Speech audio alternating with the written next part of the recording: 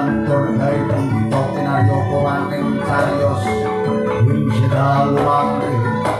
amung anyariosaken ing negari Ngasima iya negara Iman Benawi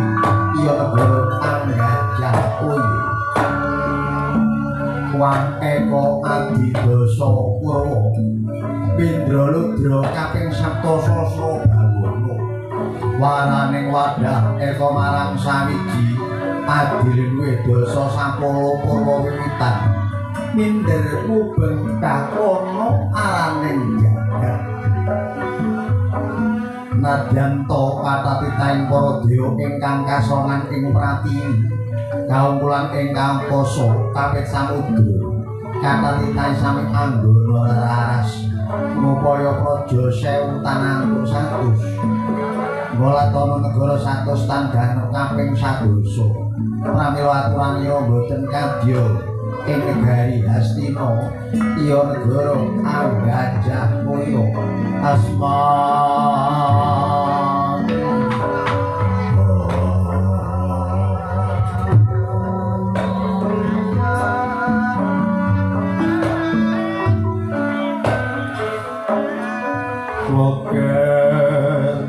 pasir kobenan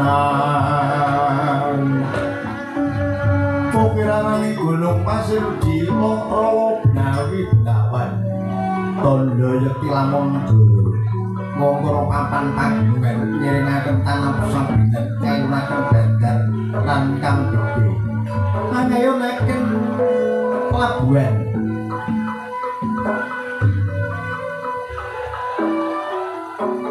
anggur ing bandar kang agung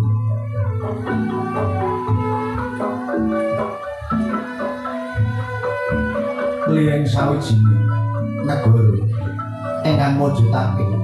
sawijining negara gemah tripah tata tentrem kerta tur raharjo gemah tumraping tulus kang saweti nandur jinawe murah kang sarwi tinuku ari paliring tiyang lintun garis sami pindah kanthi manggon ana ing wewengkon Ngastina jejel Ariel Aben coket tepung taritis papan jembar katingali rupa pratandha saking raharjaning negara apa to kang kinarya tandha lawan bukti menawa negara iku reja Ramong tani ing karang padesan sumadaya sami ayam atine sumadaya sami tentrem urip pinadyan to among-among akribaning wisma agesing para taki samiya angudi lemahi yen kapiwujon ana tanah kambra sami napuk-napuk sami den popo-popo manotan dening aliraning tirta pamri ijo raya tetanggurane dibihasani murah kapiti ngoni sikep kelawan rabining saminto kaperwi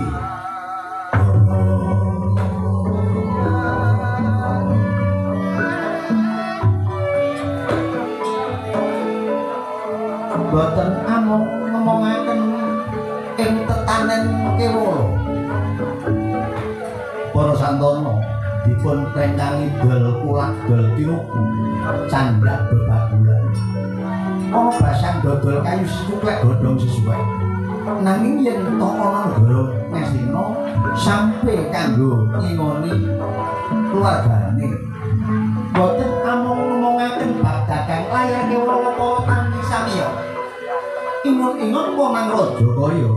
kadya dening ayam bebek lembu mendo kelawan mesu dasar wanjine enjang Rajakaya padha sobyar ana ing tanah latahan wancine yang arganata biraning kula Rajakaya padha mulih nyang kandhange sewa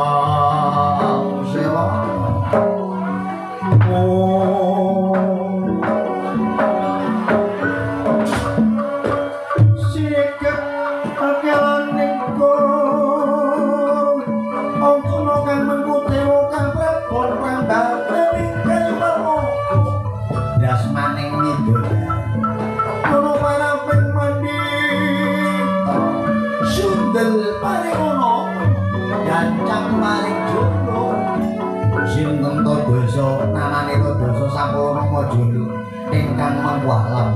mengkuwi bawa ning ratana ing kraton Ngasina ingkang anyakrawati tambah gendho ing praja Ngasina jejuluk wis mapan ana pepilaning lamun kethek araning Pragosa Buta Praceka dewa wisik pandhita peparap lamun ratu nang ajejuluk sang Duryudana inggih sang Prabu Suyudana Jayapitana Prabu Jaka Pitana inggih jejuluk Prabu Kurupati Kuruendra Sri Gendarya Suta Bista Rastosini ya jejuluk Prabu Gandarya ya sang Gandaryanata ya sang Prabu Tripamangsa pramila jejuluk Prabu Duryudana karana sang Nata hangrasuk makutha kaprajuritan Suyudana mengkuwedi lunintuning dadananing kadok ilining Toya Narmada jejuluk Jayapitana yekti dadya pustenganing prajurit Jaka Pitana mengkuwedi dadya pepenget duk nalika teksik jejaka wasinengkalan angan luhur jumeneng nata pramila jejuluk Prabu Kurupati dadya ratuning bangsa Kurawendra angratoning kadang satus ingkang sinasapan manodya sajuga inggih Dewi Dursilawati Gandarya Suta sang Nata armadaning sang Gendari Bista Rastosini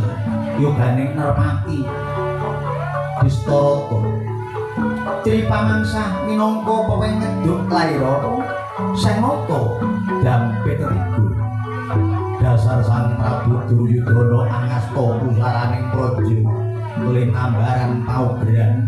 Caturwara ninggih sama beda dana ndenda nanging cak-cakaning teksik kumengsut liring pangwasa kinarya gada seneng sembranan lomo kungkulan tanpa beda kadang Kurawa ingkang Dursilawati Candala dasar anyarenging mangsa kasada windu sancaya tinengaran wuku prang bangkot anggara kang ari magot tabuh mawa sang Nata kepareng miyos sinewaka lenggah dampar sinasotya sesemek babut warni sinduran ingkang rinenda benang kencana ing madya sinungging sekar pinetha cempaka mulya sinebaran sari-sari ginanda wida kasturi dasar konges manggambar-gambar gandane jebat kasturi ing Cinandra kadya rumambesing sang Durgandana priyose sang Nata binayang kari para ceci biyada manggung katanggung Jaka Ploro ingkang ngampil upacara keprabon katingal mobyar rerenggane banyak dalang harga warika tempu ing pandam korung mewah kasorotan gilang para yayam mulwatiga kang asale berenang sirna kamanungsaning sang Suyudana pindha Bathara Prabancana ingkang ngaweja wantah kayap para absan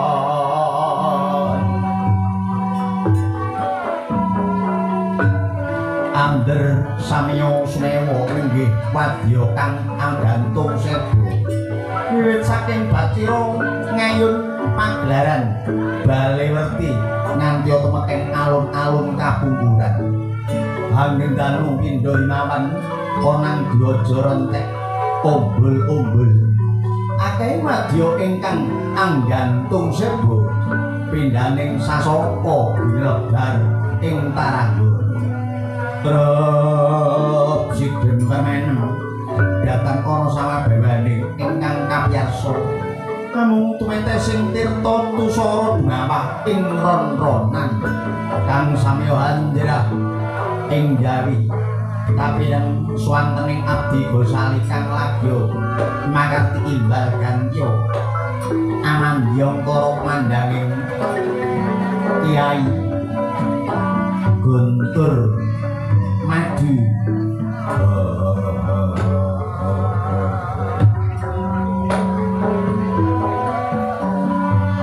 sinten ta punika ingkang keparing caket den kira mangarsa inggih bojangganing praja wingking saking Pertapan Sukawanca peparab Danyang Drona Resi Kumbayana nenggih peparab Barat Wajaputra ya sang Begawan Ipa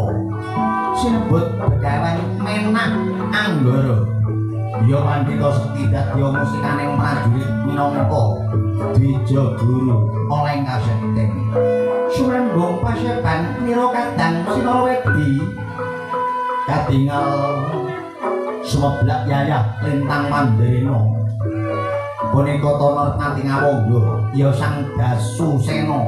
Basukarna ya Suryatmaja Critali Darma inggih jejuluk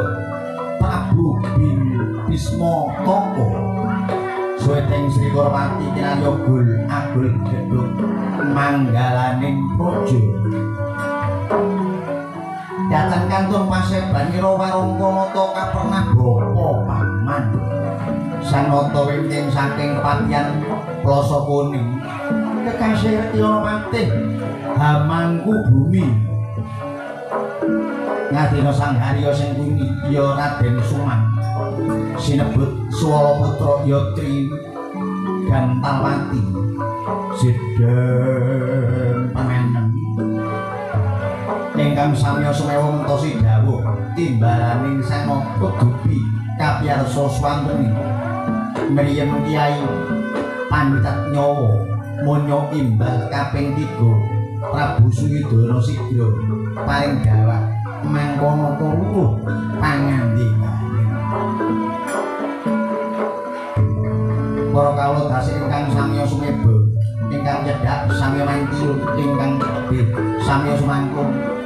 datan dengabaran janur kuning katingal kaya doyong pancak suci suwijining alun-alun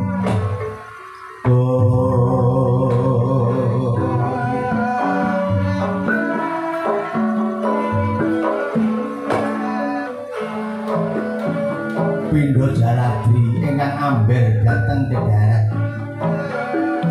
sebaning para kampung nganti notok wetan kandhang macan notok mangidul wantilan gajah mangalor pager boto mangulan trajek suwijining alun-alun mangsa samya angrantung dumawae sabda arisangon kirang-kira kawicaksaning Sang Prabu Suwidana anggahe dampar keprabon praja ngestina sinten ta ingkang dadi nampa sabda pangandikaning arisangon dangu anggenira Suwerwati pepating praja ngestina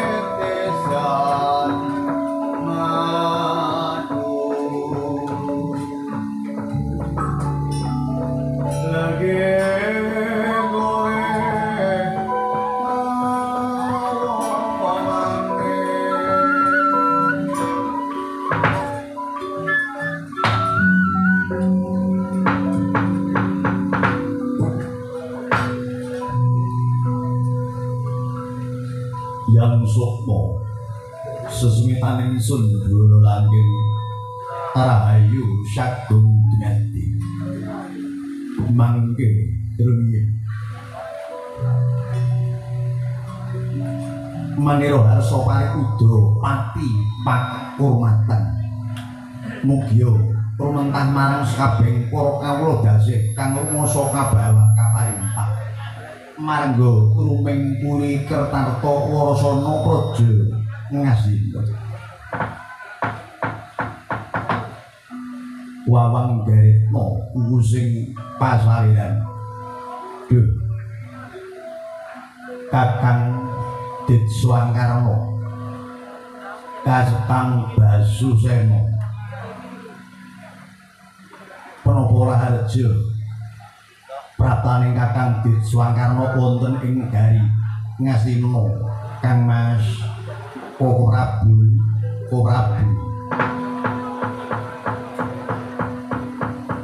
salam kaliman tapik sinadwa ira-ira sinapita mulat mami tinebihake kalang buang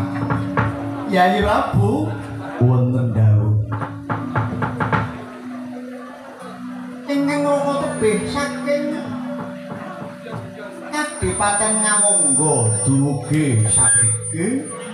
prapteng ing wonten Praja Ngastina mongko rasaning penggalih kula boten wonten pepalang setunggal menapa-menapa duginipun ingkang raka wonten Praja Ngastina mila Yayi Prabu ugi paduka tansah pinaringan kaluhuran saking ngersani Gusti ingkang andhar bewasti syukur bagi kumayangan Kakang Ditswangkarna katuran lelenggan ingkang prasaja sampun boten kirang-kirang sekecuan den kula kelenggan Yayi Prabu inggih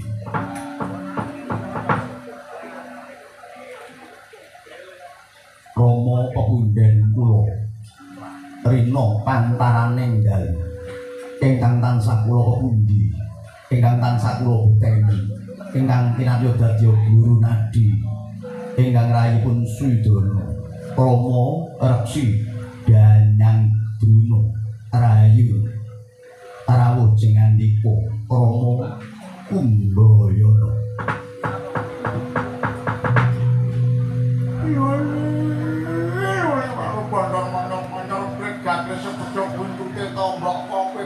Bleset nek tesi. Aduh, bapak ijon mati jon. Rodolo.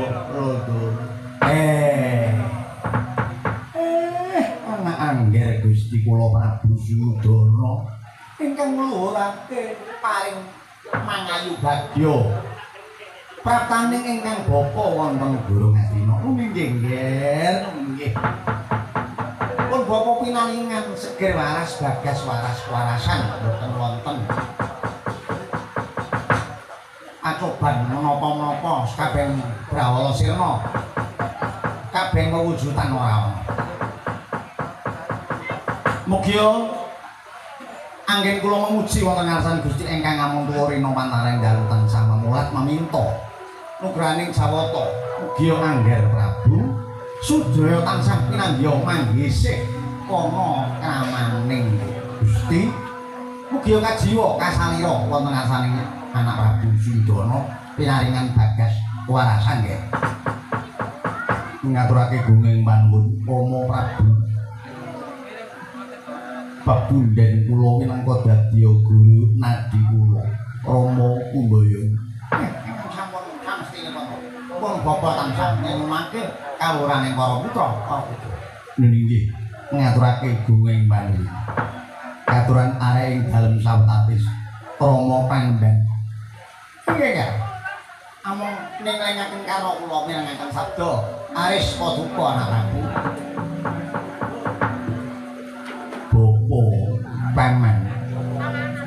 Paman Haryo Gantarpati wilujeng ndugi sampeyan Paman.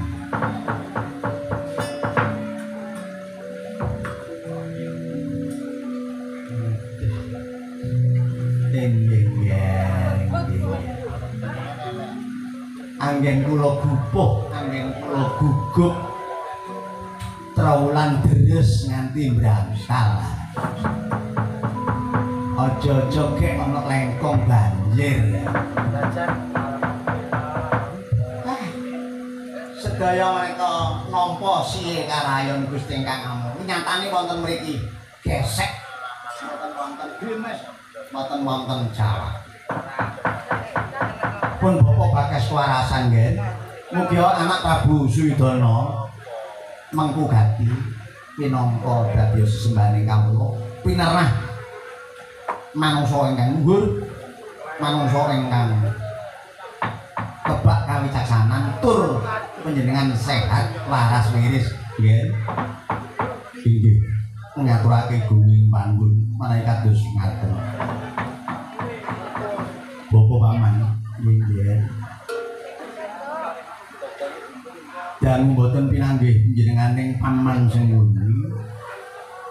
mumpung sabejagong kula kelawan paman senguni cobi Paman sajak wonten menapa ingkang badhe katuraken ngingingi praja Ngastina wedal sapunika Paman. Nggih sinandang winangka darmane wajib pun Bapak Paman Ngemban Asma Patih amit sewu nggih. Badhe kula aturaken nanging menawi boten nuju prana kirang cecek lawan pangandika kula nyuwun agunging pangaksama nggih. Nggih boten menapa-napa sok glogok blakotan tanpa tedhing aling-aling aturaken kados pundi Paman Gantarpati. Nggih. Sejatosipun Bapak Paman menika ngrumaosi gumun sanget. Gumun ing babagan menapa negara Ngastina. Nalikaning dipun wengku Bupati Lintu nggih kados ngoten. Sarene negara Ngastina menika panjenengan ingkang dadya kincenging sesembahan dalan-dalan samya gesek marga-marga samya jembar samya padhang langkung-langkung bali wismaning para santana ingkang tumurcuk pindha cukuling mangsa labuh menika tandha cekti menawi bangunanipun negara Ngastina mujudake gemah tipah tata tenten kerta raja murah sandang kelawan makmur adil kelawan makmur ngaten nggih ngaten nggih les inggih kejawi saking menika napa tasih wonten ingkang panjenengan aturaken kadya pundi paman sampeyan aturaken bloko suto inggih amit saya sejatosipun wali kula menika kok angen-angen pasuryan kok duka menawi kapinujon weneng pindha wenenging sela kapinujon wening pindha wenenging tirta tigang perutangan datang kersa paring pangandika nggah napa nggih ingkang dados darnaning penggalih duka katingal panglong ing kepolatan nun sandika dawuh dalem kawula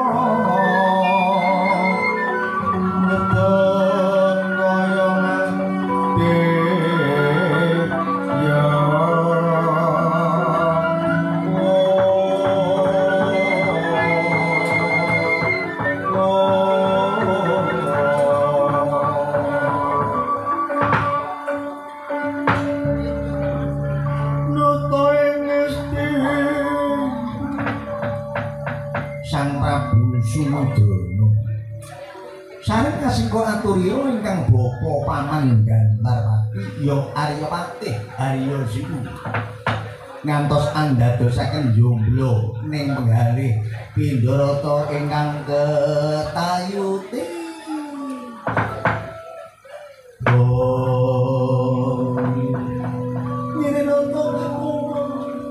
ketemu ketendang ombak ing wareh katingal silma kambang penggalian pira sango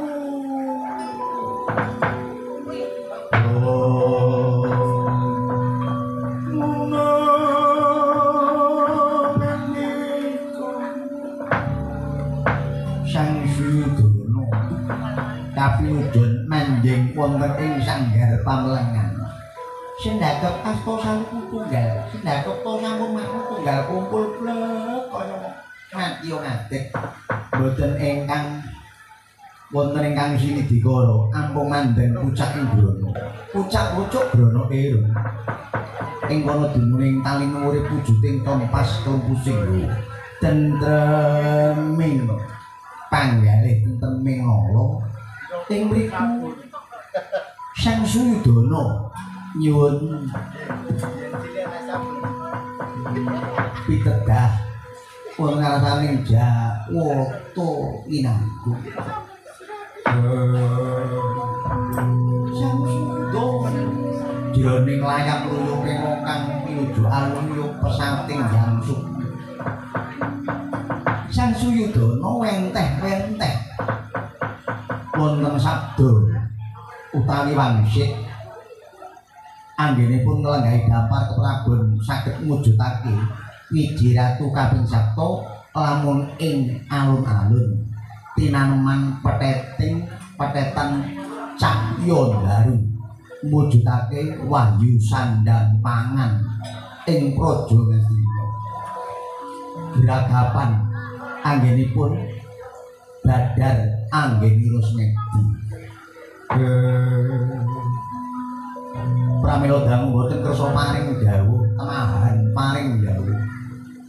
sadanira arum kelawan